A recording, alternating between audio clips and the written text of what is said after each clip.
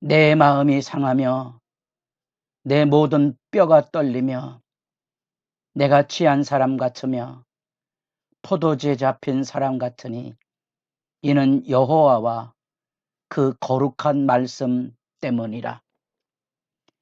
새벽을 깨우는 거룩한 기도자 여러분, 생명의 말씀에 힘을 얻어 그 말씀의 등불을 들고 어두운 세대 안에 믿음의 걸음이 주님 앞에 정결하기를 소망합니다. 오늘 우리가 읽어갈 말씀은 예레미야 23장 9절에서 22절까지의 말씀으로서 우리 21장부터 29장까지 이어지는 이 역사적인 배경 속에 들려진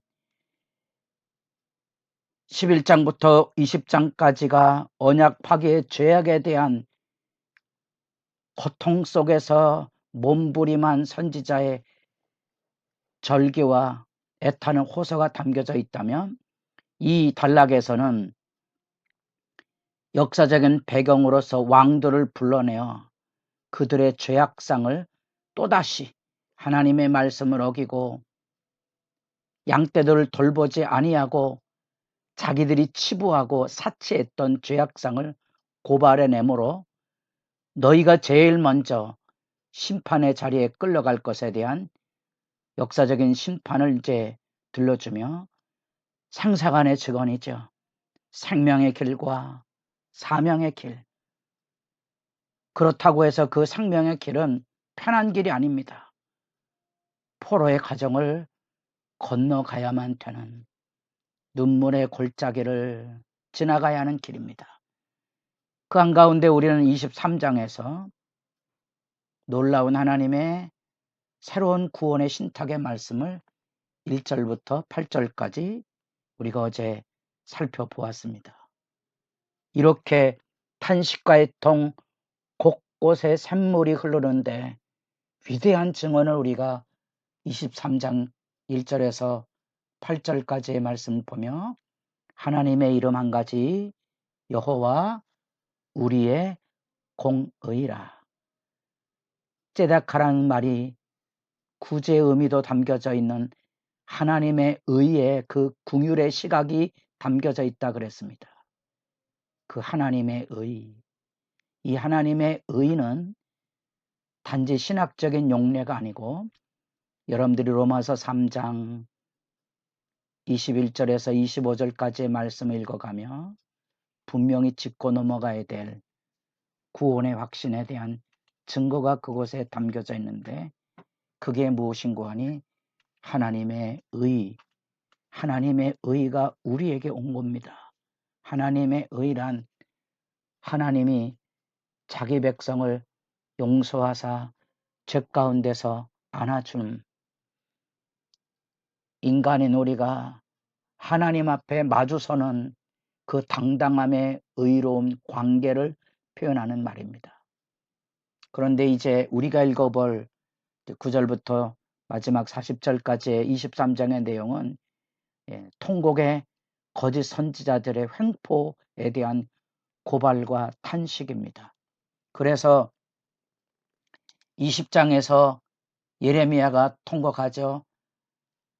하나님의 말씀을 선포하면 백성들에게 조롱과 멸시를 받으니 입을 다물고자 하나 입을 다물고 있으면 나의 마음이 불붙는 것 같아서 골수에 사무치니 답답하여 견딜 수 없나이다. 그 말씀을, 불같은 말씀을 마음에 담고 서야 되는 이 예레미야의 운명, 오늘 이 9절에 다시 여호와와 그 거룩한 말씀으로 마음이 상하고 뼈가 떨리는 이 삶의 자리, 이 삶의 자리는 바로 거짓 선지자들의 횡포로 인하여 이제 백성들조차도 하나님의 말씀을 짐으로 여기고 평안하다 평안하다는 세상에 귀 기울여서 백성들로 하여금 멸망의 길로 가도록 부추기는 그들의 사악함, 하나님에게 오지 않은 말씀을 전하는 간사함, 그래서 온갖 오상 숭배와 수치의 행동을 보이는 그 모습 앞에 예레미야가 뒹굴을 수밖에 없는 거지요. 왜지요? 말씀을 들어야 될 백성의 지도자뿐 아니라 신하들도 그리고 그 백성조차도 이 거짓 선지자들의 말에 유혹이 되어서 말씀을 듣지 않는 겁니다. 그리고 그 안에 하나님의 말씀을 사칭하는 여호와의 입에서 나온 말이 아니고 여호와의 천상회의에서 들려진 말씀도 아닌 그것에 참여하지도 않는 여호와의 이름으로 말을 하지만 여호와의 거룩함을 사칭하는 그들이 자기들의 좋은 꿈을 따라 몽사를 따라서 예언하는 그 사람들의 악의적인 횡포가 예레미야로 견딜 수 없게 거꾸러지게 하는 거죠. 그래서 13절에 내가 사마리아 선지자들 가운데 우매함을 보았나니 그 우매함은 벌써 100년 전에 그 우매함을 따라 북이스라엘은 멸망에 갔는데 14절 아직도 정신을 차리지 못하고 예루살렘 선지자들이 가증한 일을 행하고 간음과 거짓을 말하여 그 땅을 소돔과 고모라처럼 만들었으니 그 책임을 누가 지려는가? 너희가 쑥을 먹고 독한 물을 마시며 소돔과 고모라 같으니 하나님의 심판을 면할 길이 없다는 사실입니다. 그 이야기의 핵심은 16절 하반절에 여호와의 입에서 나온 것이 아니니라. 제발 거짓으로 예언하는 선지자들의 말을 듣지 말라 하는 이 호소가 여기 담겨져 있는데 결국 그들이 그 하나님의 말씀에 귀 기울이지 못하고 자기들이 좋은 대로 귀가 가려워서 진리를 닫지 않는 것처럼 여호와를 멸시하고 자기들의 마음 완악한 대로 행하는 그 백성들, 그래서 결국 그들은 이 거짓 선지자들의 사술에 놀아나는 모습에 결국은 여호와의 진노가 폭풍과 회오리 바람처럼 악인의 머리를 칠 것에 대한 눈물 나는 현실. 그래서 역사적인 참모의 선연한 심판 앞에 왕들이 불려나올 때 거기에 여기 슬프지만 종교 지도자들도 지금 심판의 자리에 법정 고발의 자리에 불려나오고 있다는 겁니다.